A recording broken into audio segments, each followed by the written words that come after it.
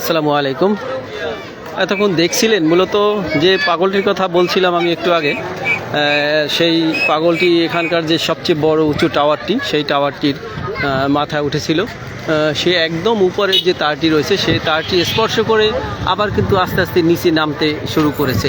আসলে তার কি টার্গেট মনে বসে না, সেই ভালো জানে। এখানে উৎসুক জনতা ভিড় জমেছে। মূলত আসলে সে পাগল, আসলেই কি পাগল না কারোর সাথে বাজি ধরে উঠেছে সেটাও বলা মুশকিল। মূলত সম্ভবত পাগলই হবে, সবাই বলতেছে পাগল যেহেতু। তো এখানে যে ঘটনাটি, অনেক লোক জড়ো হয়েছে, ফায়ার সার্ভিসের লোক জড়ো হয়েছে, আপনার প্রশাসন রয়েছেন, তারা কিন্তু সবাই চাচ্ছেন যে অন্তত তাকে রেস্কিউ করা যায়। আসলে এখানকার যে ফায়ার সার্ভিসের যে সরঞ্জাম রয়েছে বা যা রয়েছে, অত উঁচু থেকে তাকে কিন্তু রেস্কিউ করা কোনোভাবেই সম্ভব না।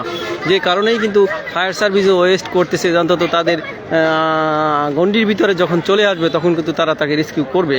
আসলে আমাদের মফস্বল যে থানা বা এখানকার যে এত উন্নত মানের সরঞ্জামাদি কিন্তু থাকার কথা না।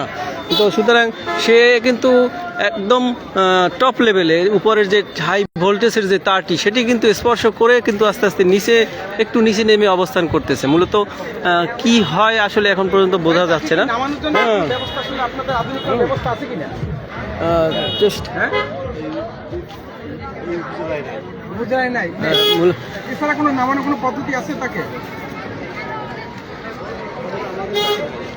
এখন তাহলে যেহেতু আপনার ফায়ার সার্ভিস আসছেন, আপনাদের কর্মীরা আসছেন, এখন আপাতত কোনো ব্যবস্থা দেখা এখন মানে শুধু চেয়ে দেখতে হবে, আর কোনো মানে কর্তৃপক্ষের সাথে যোগাযোগ করতেছে, তাদের পরামর্শ আছে।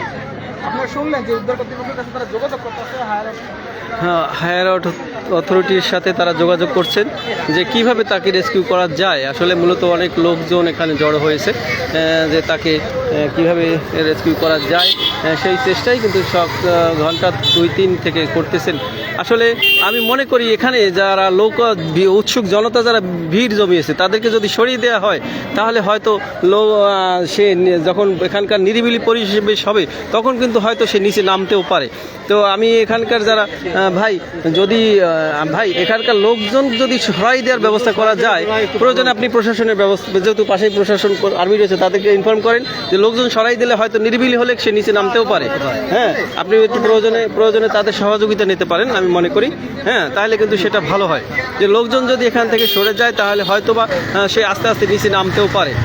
যাই হোক, দেখছিলেন যে এখানকার সর্বশেষ পরিস্থিতি, সেই যে টাওয়ারের উপরে যে পাগলটি উঠেছে তাকে নামানোর জন্য অনেকেই চেষ্টা করতেছেন, কিন্তু সে একদম টপ লেভেলে, আমি আবার একটু জুম করে দেখাই, সেই টপ লেভেলে কিন্তু সে উঠে